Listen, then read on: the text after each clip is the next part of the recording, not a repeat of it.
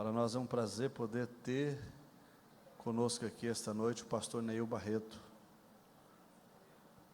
O pastor Neil Barreto tem sido uma voz de Deus nesse país e nesta noite ele vai ser voz de Deus para nós neste lugar. Aleluias. O pastor Neil Barreto é pastor da Igreja Batista Betânia, lá no Rio de Janeiro. Amém? Quantos querem ouvir o Senhor? Diz, eu quero.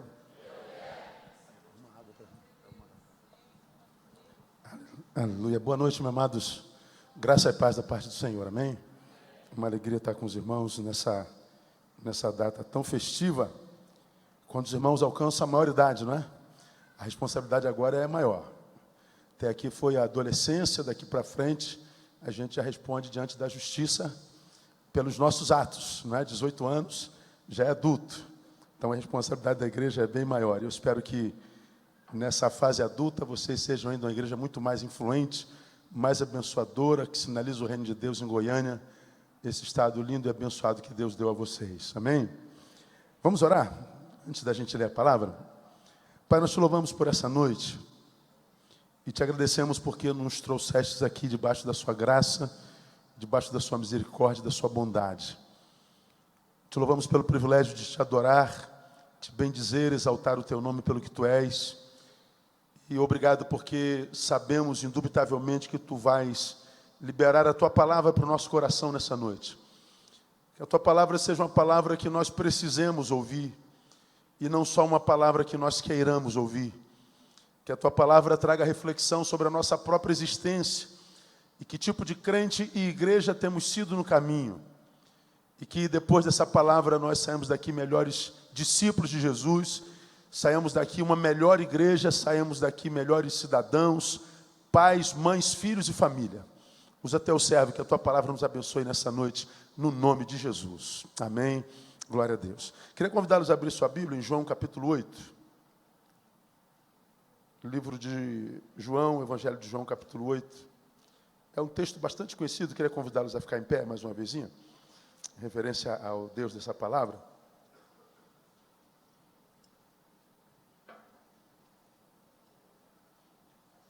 E a proposta da nossa reflexão nessa noite é de um autoexame, que é o que esse texto propõe.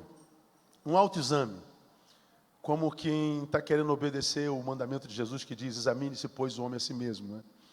Sua palavra diz que a gente deve se autoexaminar o tempo inteiro. E essa parábola que nós vamos ler, quando a adúltera encontra a luz, quando ela é apanhada em flagrante adultério, nós vamos ver que Jesus espera que nós façamos uma reflexão da nossa existência. Então, como vocês estão completando 18 anos, vamos fazer uma análise do que nós temos sido e vamos pensar a nossa própria existência. João capítulo 8, de 1 a 11. Mas Jesus foi para o Monte das Oliveiras. Pela manhã cedo, voltou ao templo e todo o povo vinha ter com ele. E Jesus, sentando-se, ensinava. Então os escribas e fariseus trouxeram-lhe uma mulher apanhada em adultério, e pondo-a no meio, disseram-lhe, mestre, esta mulher foi apanhada em flagrante adultério. Ora, Moisés nos ordena na lei que as tais sejam apedrejadas. Tu, pois, que dizes? Isto diziam eles, tentando para terem de que o acusar. Jesus, porém, inclinando-se, começou a escrever no chão com o dedo. Mas, como insistissem em perguntar-lhe, ergueu-se e disse-lhes, aquele dentre vós que está sem pecado, seja o primeiro que lhe atire a pedra. E, tornando a inclinar-se, escrevia na terra. Quando ouviram isto, foram saindo, um, a começar pelos mais velhos até os últimos. Ficou só Jesus e a mulher ali em pé. Então, erguendo-se Jesus e não vendo ninguém senão a mulher, perguntou-lhe, mulher, onde estão aqueles teus acusadores? Ninguém te condenou? Respondeu ela, ninguém, Senhor. E disse-lhe Jesus, nem eu te condeno. Vai e não peques mais. Amém, amados? Senta um pouquinho.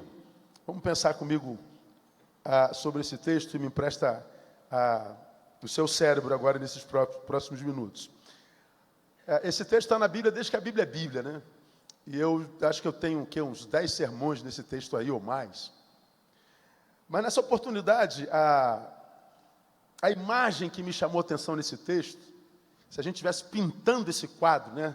Jesus está ensinando aos seus, e daqui a pouco aparece um monte de escribas e fariseus, os homens da palavra, os doutores da lei, os santos da época, os crentes da época, os que diziam conhecer a palavra, de repente, se tivessem livro, carregariam debaixo do braço como a gente, e que achavam que a tinham no coração, são os santarrões, são os crentes, são os da palavra, são os de Moisés. Eles chegam, jogam uma mulher no chão e diz assim: mestre, essa mulher foi pega em flagrante adultério. Moisés diz que tais pessoas devem ser apedrejadas. Vamos imaginar que a gente pintasse esse quadro. Jesus sentado em cima de algo que a gente não sabe o que, a mulher caída aos seus pés, os escribas e fariseus em pés, com a pedra na mão, esperando a reação de Jesus. Jesus não faz nada, Jesus escreve no chão. Como quem diz, a lei de Moisés diz o que mesmo? A lei de Moisés diz que ela deve ser apedrejada. Com o silêncio de Jesus, Jesus está dizendo, então façam isso, apedrejem-na. Mas, antes de apedrejarem, ou seja, antes de vocês praticarem a palavra, me deixa dar um bisuzinho para vocês. Atire a primeira pedra, aquele que não tiver pecado. Pratique a palavra, aquele que tiver moral para praticá-la. Então imaginemos que aparecesse aqui nessa tela, essa imagem. Na imagem da história, a pecadora está caída aos pés de Jesus e os santos estão com a pedra na mão. Estranha essa imagem, não é? Quem está aos pés de Jesus? A pecadora. Quem está com a pedra na mão? Os santos, os escribas e fariseus. Essa é a imagem. Santos atiradores de pedras. Santos apedrejadores. Santos que apedrejam em nome de uma palavra que não entendem. Santos que apedrejariam uma semelhante por não entender o espírito da palavra, que é mais do que letra, que é mais do que lei. Na história, a pecadora está aos pés de Jesus, os santos estão com as pedras na mão. Bom, o assunto central desse texto qual é, irmão? Autovisão, visão de si mesmo. O que é que esse texto compartilha conosco? Trata-se de um autoexame oftalmológico existencial. Como quem diz, Neil, quando você se olha no espelho, o que é que você vê? Quando Jesus diz para aqueles homens, atire a primeira pedra, quem acha que tem moral para isso, ou seja, quem não tem pecado, atire a primeira pedra. Jesus está falando assim, você se enxerga? Essa mulher foi pega em flagrante adultério. Ou seja, o seu pecado a condena. Jesus está dizendo, você que está com a pedra na mão, não tem pecado também? A diferença entre você e ela é que ela pecou e você não, ou que o pecado dela foi exposto e o teu não? Pecado exposto e pecado não exposto é diferente para Jesus de Nazaré? Pecado revelado ou pecado oculto é diferente para Deus? Então o que é que Jesus está dizendo? Ele está dizendo que ele queria saber se depois da religião ainda havia algum traço de humanidade naqueles fariseus. Jesus queria saber se depois da religião aqueles fariseus ainda se enxergavam, ou se a religião lhes embotou a visão e o olhar para dentro, a autovisão. Olhe para essa mulher e veja se você tem moral de jogar pedra em alguém. Se você acha que não tem pecado, atire a primeira pedra. Olhem para dentro. Jesus queria saber se depois da religião, aquela gente ainda estava lá dentro daquele corpo, se havia humanidade. A boa notícia, amados, é que no caso dos fariseus, ainda havia um traço de humanidade. Tanto havia um traço de humanidade que eles jogaram a pedra fora. O farisaísmo deles, o apego pela lei, endureceu seus corações, mas não totalmente, ainda havia um traço de humanidade. Pois é, o que eu não tenho certeza é se o crente contemporâneo, o religioso contemporâneo, o homem da palavra contemporâneo, principalmente o cristão, ainda tem traços de humanidade neles. Deixa eu contar um caso para vocês. Eu estava numa segunda-feira, dia de folga, na praia. Fui dar uma corridinha, fui dar uma caminhadinha. Como faço toda manhã, bem cedo. Depois que eu dei minha caminhadinha, peguei minha moto, estava indo para casa, saindo devagarinho, no mesmo lugar onde eu fico. Vocês conhecem aquela música do Leme ao Pontal? Pois é, eu vou no Pontal todo dia. Pontal é o meu canto. Eu estava saindo para casa, tomar banho para ir para a igreja, para trabalhar. Estou saindo de moto devagarinho, vem uma menina de uns 18, 19 anos. Turbante branco, toda vestida de branco, com as suas guias bem expostas. Aquelas que há bem pouco tempo fizeram a cabeça e andam na rua de cabeça baixa, sem poder olhar para ninguém, por causa da sua fé e por causa da cabeça que fez. E essa menina, ela estava correndo numa rua, como quem estava com muito medo, e ela estava fugindo de alguém. Quando se vira a esquina, tem 3 jovens atrás dela, gritando: vai macumbeira, capeta maldita, vai diabo. Uma menina de 18, 19 anos, eu tenho uma filha de 22 e uma filha de 26. Aquela menina podia ser minha filha. Quando eu olho aquela menina correndo com medo dos 3 rapazes que estavam correndo atrás dela, desrespeitando, ameaçando-a de agressão, eu vou com a moto para cima deles, eu paro a moto, desço da moto e encaro os 3. Que parada é essa? Vocês são malucos, rapaz? Deixa a menina em paz. A menina tem direito de professar a fé que ela quiser. Você não tem nada a ver com a vida dela. Quando eu comprei a briga dela, os 3 vieram para cima de mim. Aí eu falei: Senhor, agora tu guarda o velho. Porque já que eu comecei, vou ter que ir até o fim. E eu desci da moto e parti para cima dos 3 mesmo. Os 3 vieram devagarinho para cima de mim. Como eu encarei, eles pensaram 2 vezes. É como diz a máxima da cratologia, né? Ou alguém exerce o poder, ou o poder será exercido por alguém. Quando eles partiram para cima de mim, eu exerci o poder, eles arrefeceram. Quando eles arrefeceram, na esquina sai um 4º rapaz.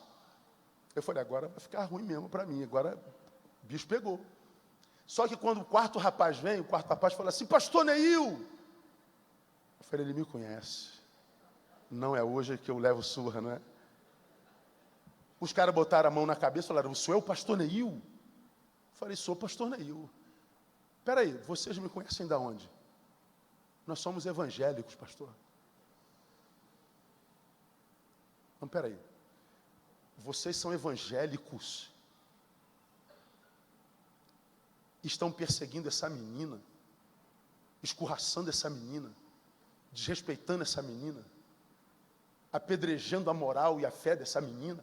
Vocês estão dizendo que vocês são discípulos de Jesus de Nazaré. Irmão, se eu tivesse um pedaço de pau, eu dava uma surra nos 4. Eu dei uma bronca, mas eu dei uma bronca. Vocês são a escória, vocês são a vergonha para o Evangelho.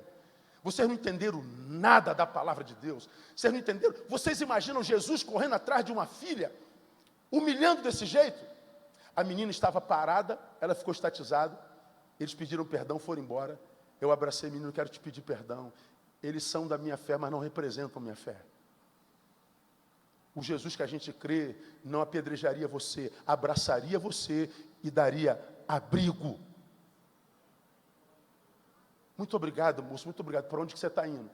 Minha tia mora aqui do lado. Eu fui com ela até a porta da tia dela, pedi perdão e ela foi embora. E eu fiquei pensando, meu irmão, de onde vem a ideia na cabeça de um cristão de que nós temos o direito de apedrejar a quem quer que seja?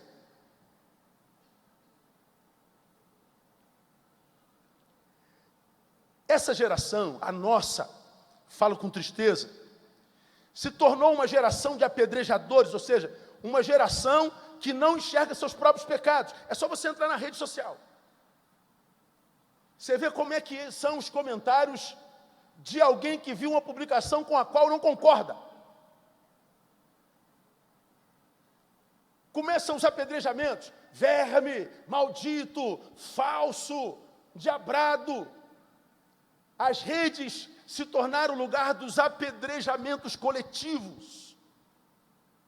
Uma ideia não pode ser confrontada, porque se as ideias forem confrontadas, os apedrejadores aparecem com uma ausência de misericórdia que assusta até Satanás. Estamos nos matando na rede. Você não vê católico brigando com católico na rede. Você não vê budista brigando com budista na rede. Você não vê ateu brigando com ateu na rede. E crente brigando com crente, você vê?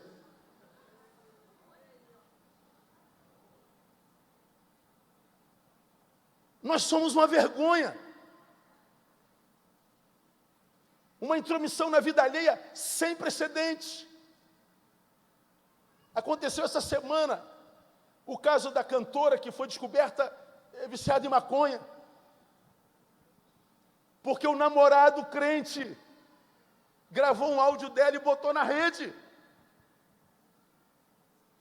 E o Brasil e o mundo caiu de pedra em cima dessa menina, quando deveriam abraçá-la. O namorado expõe o seu pecado quando deveria ocultá-lo e ajudá-lo a vencê-lo. Ajudá-lo a deixar o pecado. Mas nós expomos o pecado do irmão, e os que estão de fora ouvindo a revelação apedrejam. Nós nos tornamos uma geração de pedras nas mãos. Nós somos uma geração de santos que carrega pedra na mão.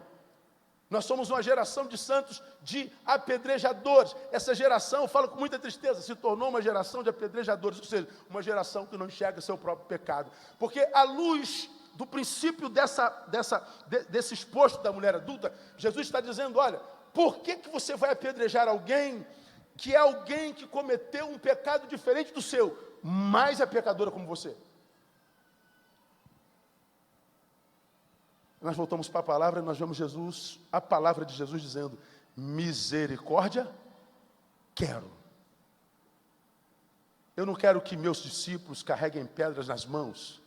Eu quero que meus discípulos carreguem misericórdia no coração. Eu não quero que a minha igreja seja uma igreja que exponha o pecado e os defeitos alheios.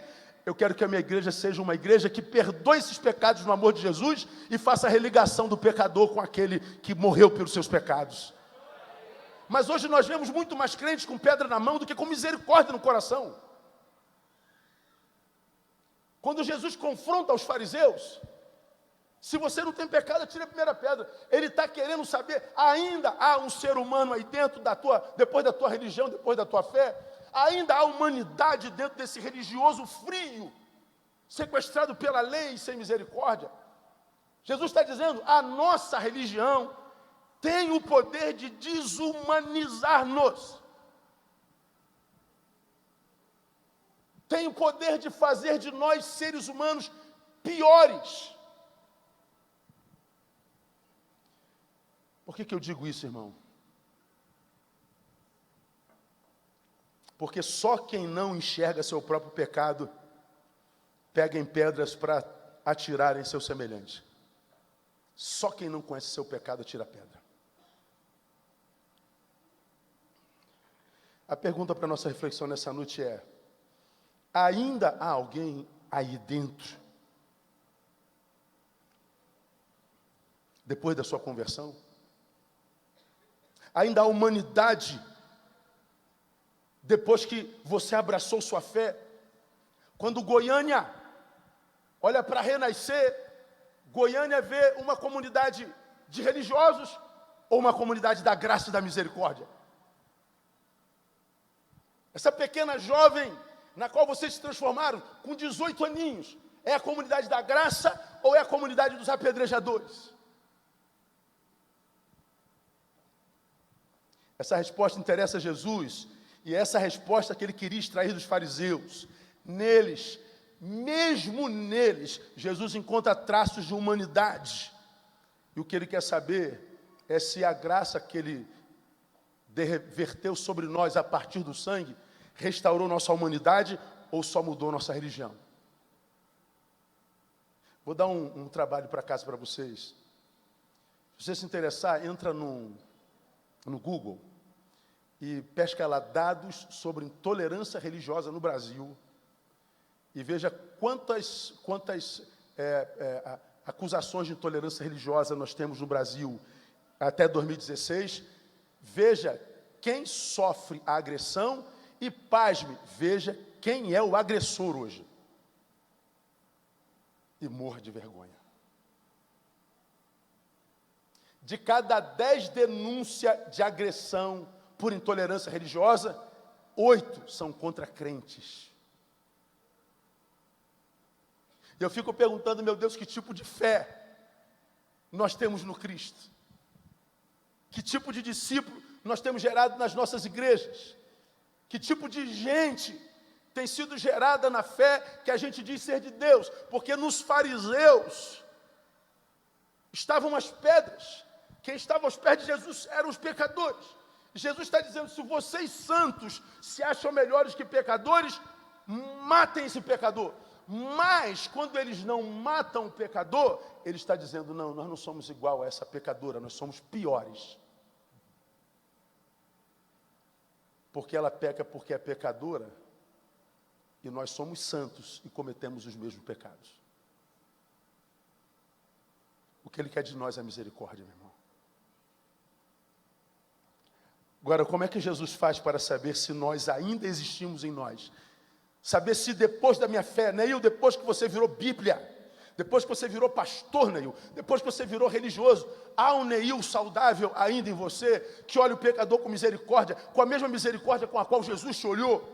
Ainda há em você, Neil, um Neil que eu posso usar, para usar como caminho para chegar a um pecador que sozinho não se levantaria, Neil? Ou você se transformou num religioso que vive enfurnado em templos e não é caminho de Deus para ninguém?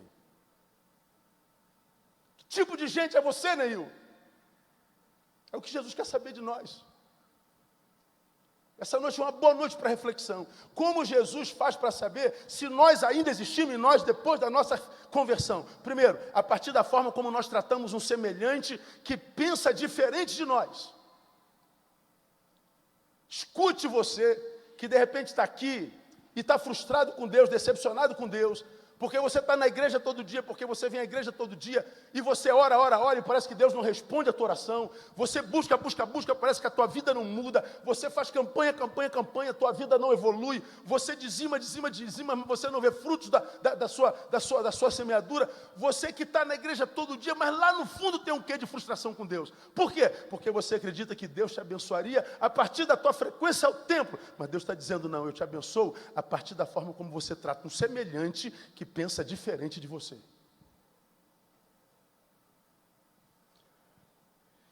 Como tratamos um igual que pensa diferente? A forma como tratamos o outro revela para Deus não o que o outro é, mas o que nós somos. Quando os fariseus querem expor a pecadora, são eles que se expõem.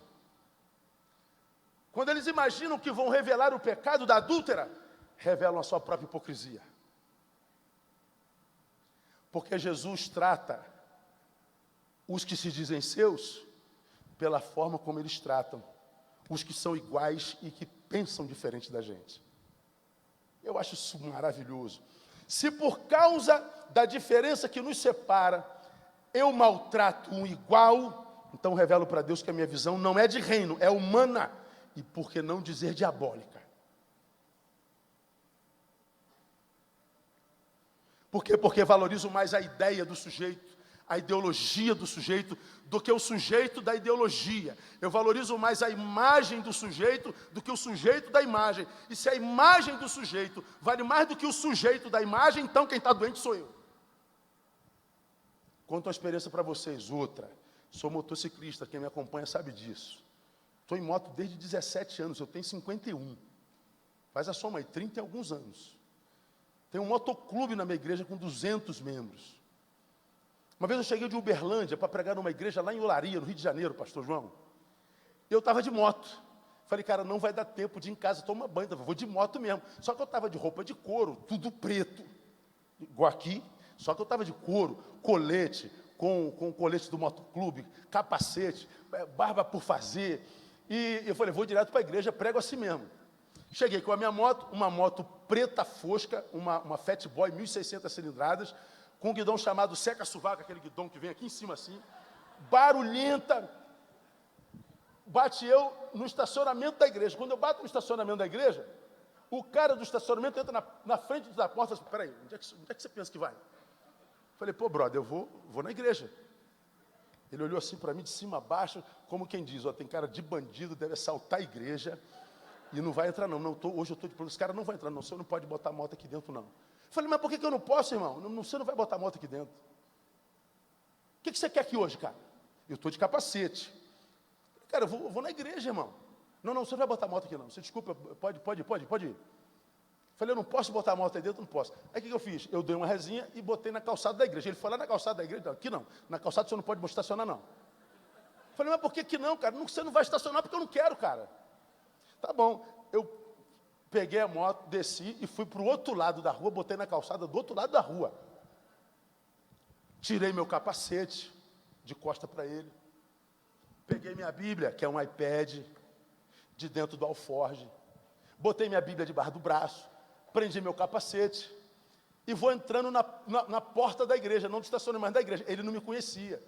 Aí ele falou assim, pô, cara, tu é marrento, cara, tu é teimoso, né, cara? Falei, cara, o que eu estou fazendo? Cara, tu não vai entrar aqui. A escadaria da igreja era assim, ó, na porta. Quando a menina desceu, eu falei assim, pastor Neil, chegou. Aí quando ele viu, pastor Neil, eu falei, o senhor é o pastor Neil Barreto? Sou eu, irmão. Você imagina o que ele sentiu? Se fosse terra, ele ia desenvolver a unção do avestruz. Puf! Cabeça. Meu pastor, o senhor me perdoe. É porque você julgou-me pela imagem, né, irmão? Você me viu vestido desta forma e você traçou um perfil completo meu. Você traçou um perfil, me condenou por esse perfil e me expulsou da tua presença, da presença de Deus, pelo seu perfil, pelo seu juízo. Para você, a imagem do sujeito vale mais do que o sujeito da imagem. Eu citei para ele, não julgueis conforme a vossa justiça, mas segundo o reto juízo de Deus. Ele ficou humilhado. A forma como eu trato diferente revela para Deus não o que é o diferente a partir do meu juízo, mas o que eu sou a partir do juízo que eu faço sobre ele. Essa nossa incapacidade de se relacionar com os diferentes revela a nossa imaturidade. Acabei de dar uma entrevista para a irmã aqui da igreja e, engraçado, foi a mesma pergunta que me fizeram na semana passada no outro estado. Ela perguntou, pastor, a condição do Brasil econômica, essa violência, essa corrupção, ela tem afetado um pouco a realidade da igreja economicamente, tal, não sei o quê, papapá. Que palavra o senhor daria sobre esse afetar da igreja por causa da condição brasileira? Eu falei, não, a condição brasileira não afeta a igreja. A condição da igreja afetou o Brasil. Porque a Bíblia diz que se ele tiver um povo na terra, um povo que ele pode chamar pelo nome, um povo que se humilha, que ora, que busca a sua face, um povo que se arrepende dos seus caminhos, ele está dizendo, se ele tiver um povo assim na terra, então ele é Deus para esse povo. E quando Deus tem esse povo na terra, o resultado é que essa terra é sarada. Quando Deus tem um povo sarado na terra, a terra do povo é sarado. Se a nossa terra está doente, por que está doente? Porque a igreja está doente. Não é a condição brasileira que afeta a igreja, é a condição da igreja que afeta o Brasil. E uma das nossas mazelas é a nossa incapacidade de fazer uma leitura correta do nosso tempo e da nossa geração, porque essa geração é uma geração de aparência multiforme. Eu tenho 2 filhas, a mais velha 26, psicóloga, cabelo comprido, liso, que vem até a cintura. Patricinha, linda, malhada, para o trânsito quando passa. Tu entra no quarto dela, o quarto dela é branco, a cama arrumada, o móvel branco, você não vê uma poeira em cima, toda arrumadinha, a sandália tem que combinar com o negócio do cabelo, que tem que combinar com o cinto, é toda lindaça, mas patricinha. A minha outra filha, de 22, é bióloga, tem um Rastafari que vem no mesmo lugar, aqui embaixo, tem um piercing no nariz, tem um piercing no umbigo, e tem um Bob Marley na parede do quarto. Tu entra no quarto dela, um sapato está lá, o outro está em cima do armário, a mochila está embaixo da cama e a colcha, o gato está dormindo em cima. Tu entra no quarto e fala assim, sangue de Jesus tem poder. Tu fecha e vai embora.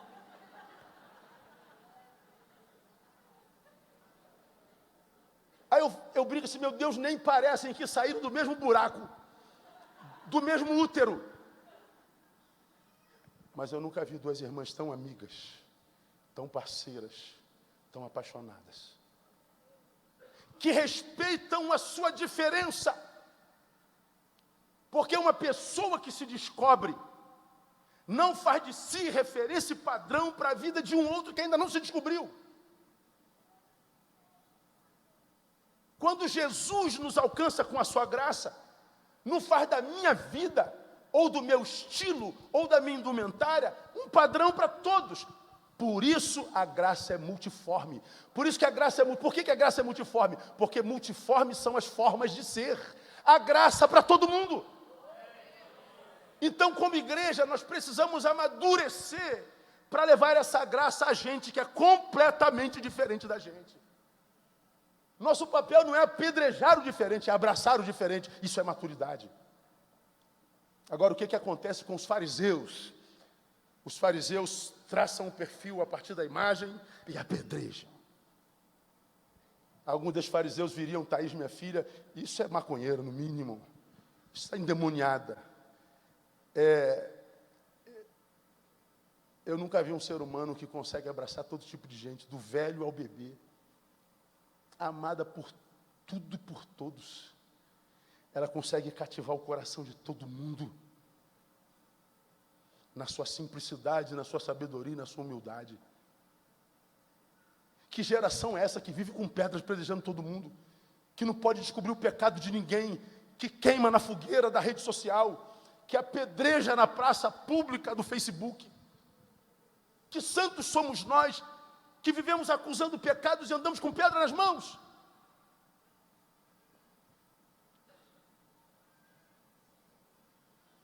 Se resume um sujeito por quem Jesus morreu, a sua ideologia. Se resume uma pessoa por quem Jesus morreu, a sua imagem. Eu cometo o mais pecaminoso de todos os pecados. Eu resumo um ser criado à imagem e semelhança à sua ideologia. Eu resumo um ser criado à imagem de Deus, a sua imagem. E reduzir um homem criado à imagem de Deus, a sua imagem, essa redução se traduz nos piores pecados que um homem pode fazer. Porque quem faz isso desde o Éden é o diabo. Tentar desconstruir a imagem de Deus em você. E ele tem fracassado até hoje, louvado seja o nome de Jesus.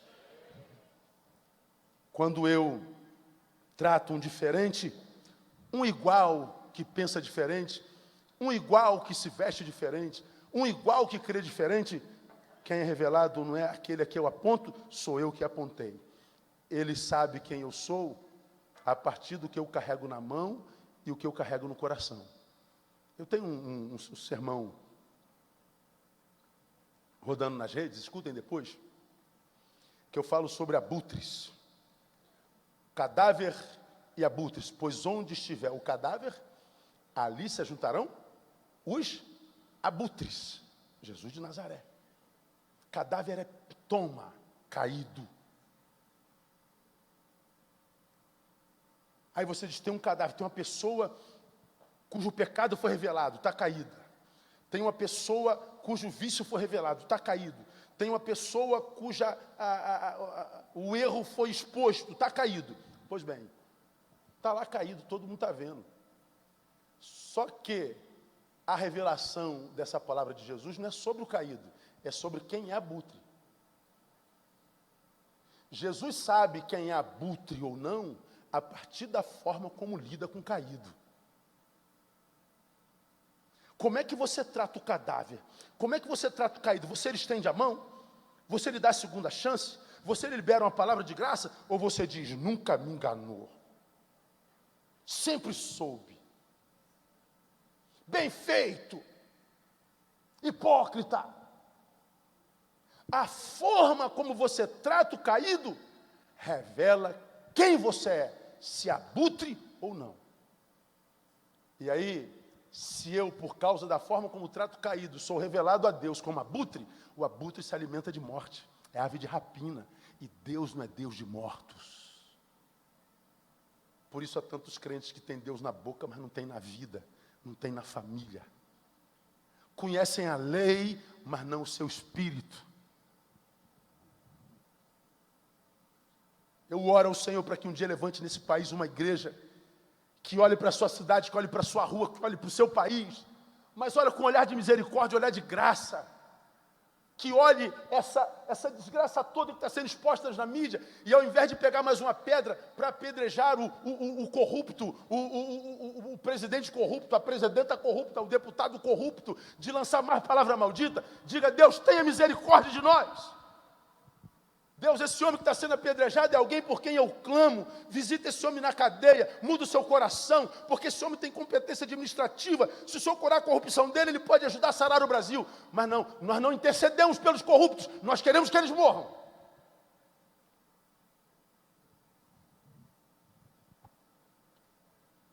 A Operação Lava Jato não revela só os corruptos da nação. Revela o que é a nação a partir da forma como a gente trata os corruptos. E o que é revelado em mim, através do trato que eu dou aos corruptos, é como Deus me tratará. Meu irmão, isso precisa ser refletido em nós. Como é que Deus sabe se nós ainda estamos em nós depois da religião? A partir da forma como tratamos um semelhante que pensa diferente de nós. Segundo, como é que Deus sabe se ainda há humanidade em mim para me tratar como ser humano? Analisando o conteúdo das nossas reivindicações ou dos nossos clamores. Olha que interessante, irmão. Quando nós temos acesso ao poder, nós exigimos ou reivindicamos ou clamamos o quê? Por misericórdia ou por juízo. Veja, os fariseus estão diante de Jesus, que eles chamam de mestre. É o Filho de Deus. É o que detém na mão todo o poder, que há no céu, na terra e debaixo da terra. Glória a Deus ou não, igreja? Eles estão diante de Deus. E diante de Deus eles jogam uma pecadora. E quando eles abrem a boca para clamar, para reivindicar, o que eles reivindicam? Misericórdia ou juízo? Juízo. E nós? O que você sente quando o nome do Temer aparece na rede? O que você sente quando aparece o nome da Dilma, do Cunha? O que você sente quando você sabe que um bandidinho foi morto pela polícia? O que você sente? Misericórdia? Ou nós clamamos por juízo? Quando nós entramos na presença do Altíssimo, qual é o conteúdo do nosso clamor? Irmãos, esse tempo está adoecendo a gente, está roubando de nós a nossa humanidade. Nós estamos ficando duros, coração empedrados. Os efeitos do Evangelho estão perdendo força em nós. Olha o que o texto diz. Mas como insistissem em perguntar, Jesus vê a mulher sendo jogada aos seus pés, Jesus senta e não dá valor, escreve no chão. Aí diz o texto, eles insistiram. Meu Deus, vocês continuam clamando, vocês continuam insistindo. Já que vocês estão insistindo, não por misericórdia, mas por juízo, deixa eu ensinar uma coisa a vocês. Deixa eu mostrar para vocês quem é o doente da história. Eu sei que vocês estão doentes porque vocês clamam por juízo.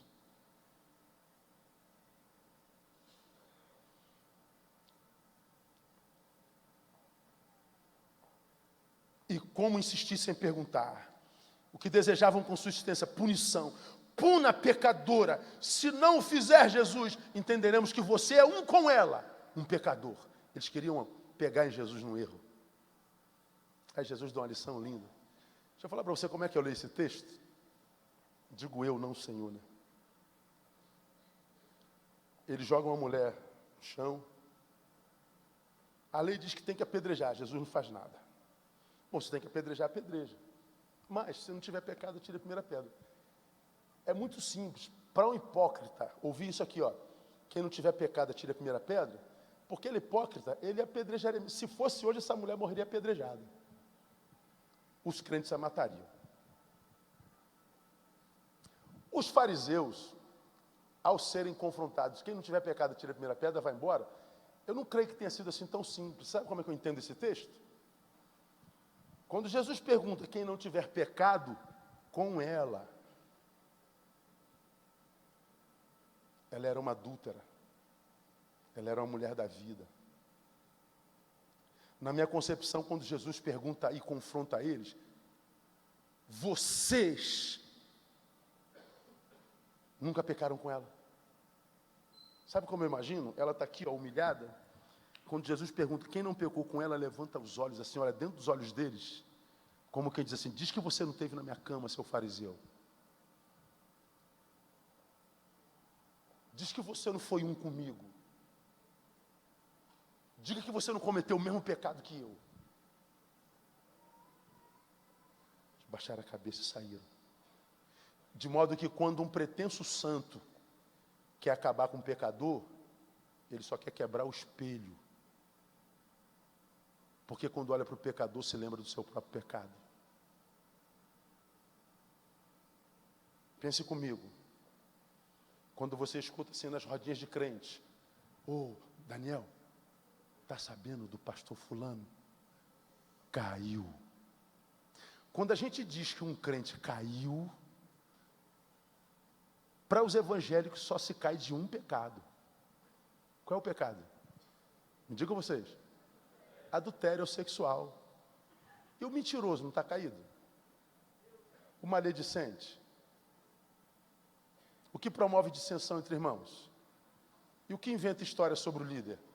E o que divide a igreja, pastor João? Não caiu. Só se cai em adultério. Por que que é o único pecado que a gente não perdoa? Porque quando a gente vê um adúltero, a gente se vê no espelho. Porque adúltero na palavra não é quem deitou com um outro, é quem pensou em fazê-lo. Meu irmão, olhou para uma mulher que não é tua e viu uma mulher, desejou, adulterou. Irmão, olhou para um homem que não é teu e desejou, adulterou.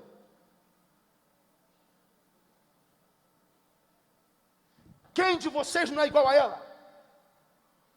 O que vocês querem é quebrar o espelho no qual vocês se enxergam. E a única forma de mudar o espelho no qual vocês se enxergam é quebrando o espelho, não, é agindo de misericórdia com ela. Acaba com a adúltera que há nela. Abrace-a com graça e misericórdia. Abrace-a com bondade. Mostra o que há debaixo das asas do Todo-Poderoso. Sejam as asas do Todo-Poderoso. Meu irmão, Goiânia precisa de uma igreja saudável que a abrace não para acusar só os seus pecados, mas para amá-la com amor que transforma. O Brasil precisa de uma igreja que o abrace com misericórdia e não se junte à voz do homem sem Deus para dizer vagabundo, salafrário, maldito. Não, isso eles já fazem. Nós precisamos clamar por misericórdia e graça. Nós não apedrejamos, nós abraçamos e promovemos transformação pelo poder do Espírito Santo de Deus. Nós somos o povo da graça. Nós somos a comunidade da graça. Ele sabe se eu estou em mim através das minhas reivindicações, através do meu clamor. Deixa eu terminar. Ele sabe se eu estou em mim, a partir da forma como tratamos um semelhante que pensa diferente, a partir das nossas reivindicações. Termino. Ele sabe se eu estou em mim, analisando o nosso comportamento, preste atenção. Analisando o nosso comportamento, a nível público e privado. Percebam que os fariseus trazem a mulher quando todo o povo estava reunido. Eles queriam show. Eles queriam pirotecnia. Eles queriam Big Brother Jerusalém. Eles queriam exposições. Eles esperaram juntar o povo para que todos vissem o seu zelo pela lei, para que todos vissem a sua santidade, para que todos vissem o cuidado com as coisas do Altíssimo, para que eles fossem glorificados. Eles queriam ser glorificados a partir do apedrejamento de um semelhante que comete um pecado diferente. Eles fazem a coisa em público. Em público, eles vendem a imagem de santarrão. Jesus apela para o privado. O que vocês são quando não tem ninguém olhando para vocês? Isso tudo que você mostra em público condiz com o que você é no privado? O que você é na reunião dominical condiz com o que você é na sexta-feira à noite? Essa tua santidade que imagina te dar dinheiro, direito para apedrejar quem quer que seja, se meter na vida de quem quer que seja, imprimir opinião sobre quem quer que seja, mesmo que não lhe tenha sido pedido, essa sua ausência de misericórdia, você acha que essa sua santidade te dá capacidade para imprimir esse juízo maldito? Pergunto, a sua santidade privada te daria autorização para isso? Por que tem tantos crentes frustrados com Deus? Por que Paulo diz em Tessalonicenses que ele não viria sem antes que acontecesse a grande apostasia? E por que uma apostasia sem precedentes aconteceria antes da vinda de Jesus? Por uma simples razão.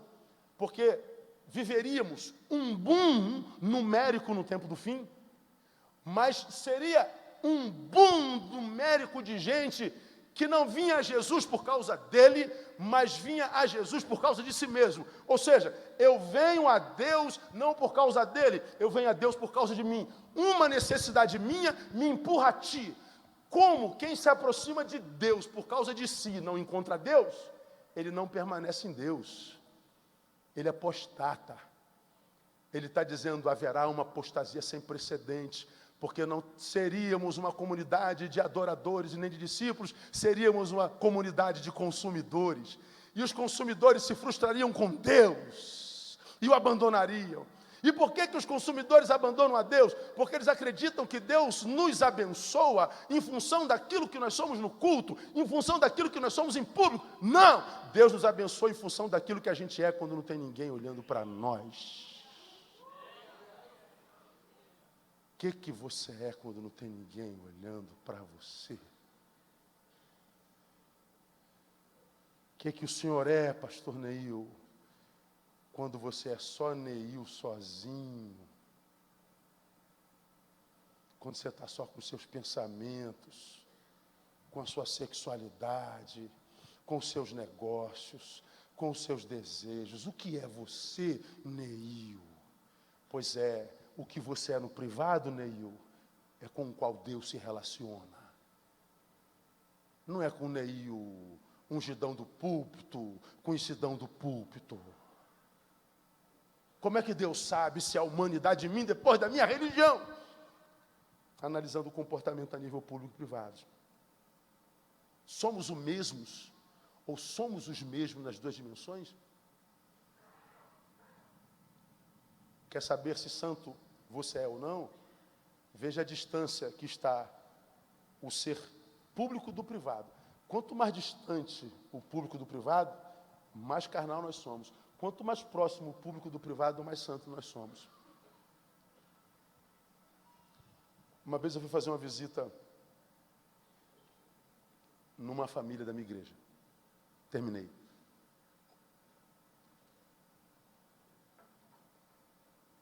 uma família que não podia me ver. Meu pastor amado, meu querido pastor, meu pastor, como eu te amo, pastor Neil, que honra ser tua ovelha, pastor Neil, meu amado pastor. Quando é muita coisa assim, menos, irmão, menos. Ok, fui fazer uma visita. Entrei na casa, garotinho, 5 anos, 6 anos, um bacurizinho. Primeira vez que me vê de perto, a igreja é grande. Eu estou na casa dele, me despedindo já na hora de ir embora. O menino fica rodando atrás de mim.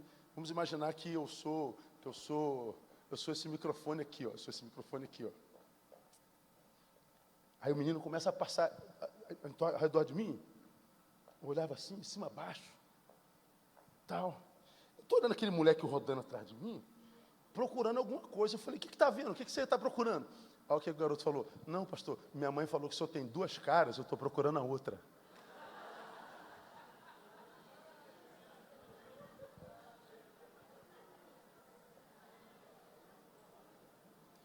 Meu pastor amado, meu pastor querido, que honra ser seus ovelhas, pastor, uma honra. Ela fez um comentário que entrou no coração do filhote. Porque a ovelha é diante de mim não é em casa. Deus sabe o que você é a partir da distância que você está entre o que você é em público e o que você é no privado. Deus não vai abençoar a Igreja Batista Renascer,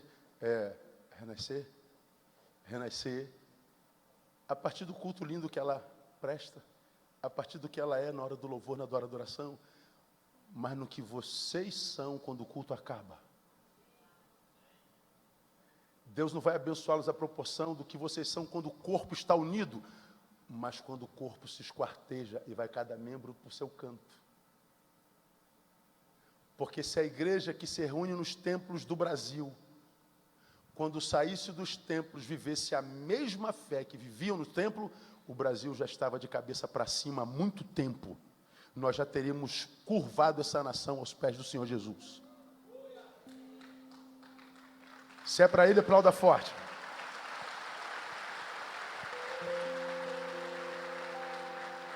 Para mim, é regra sem exceção. Todo religioso que tem prazer em atirar pedra, se descoberto, morreria pela mesma pedra que atirou.